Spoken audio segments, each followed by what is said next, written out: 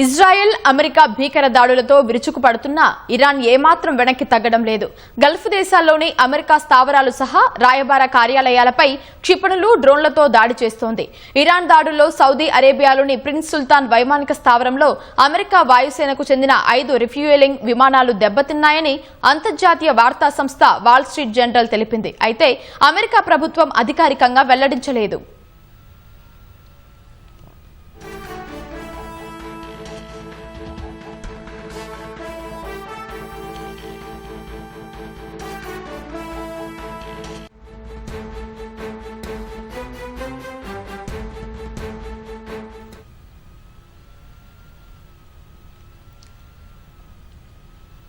Iraq రాజధాని బాగ్దాద్లో ఉన్న America రాయబార కార్యాలయంపై క్షిపణి దాడి జరిగింది.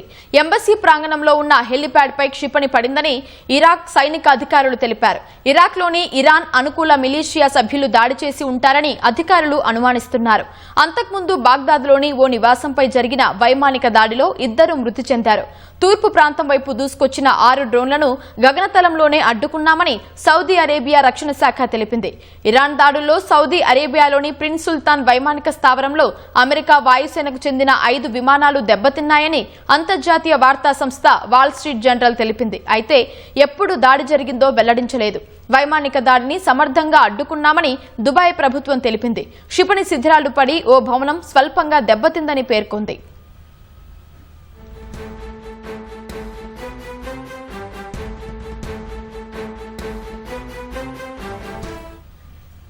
తమ సైన్యం మిసైల్ దాడిని అడ్డుకుందని ఖతార్ రక్షణ శాఖ తెలిపింది. ముషైరబ్ జిల్లాలో అమెరికాకు చెందిన ఐటీ, బ్యాంకింగ్ సంస్థల కార్యాలయాల సమీపంలో నివసిస్తున్న ప్రజలు వెంటనే ఇతర ప్రాంతాలకు వెళ్లిపోవాలని ఖతార్ అంతర్గత మంత్రిత్వ శాఖ సూచించింది. ఇరాన్ దాడులు చేసే అవకాశం ఉండటంతో దోహాలోని మైక్రోసాఫ్ట్ కార్యాలయం వద్ద ఖతార్ ప్రభుత్వం సైనికులను మోహరించింది. ఒమన్ రాయబార కార్యాలయంలో అత్యవసరం కాని సిబ్బంది వెంటనే అమెరికాకు వచ్చేయాలని అగ్రరాజ్య విదేశాంగ శాఖ సూచించింది. దౌత్య సిబ్బందికి చెందిన కుటుంబ సభ్యులు కూడా వెంటనే ఒమన్ను వీడాలని తెలిపింది. ఉత్తర ఇజ్రాయెల్లోని గలీలీ ప్రాంతంపై రాకెట్లతో పాటు క్షిపణి దాడి జరిగింది. ఈ దాడిలో అనేక వాహనాలు ధ్వంసమయ్యాయి. క్షిపణులు దూసుకురావడంతో పలు ప్రాంతాల్లో ఎయిర్ రైడ్ సైరన్లు మోగాయి.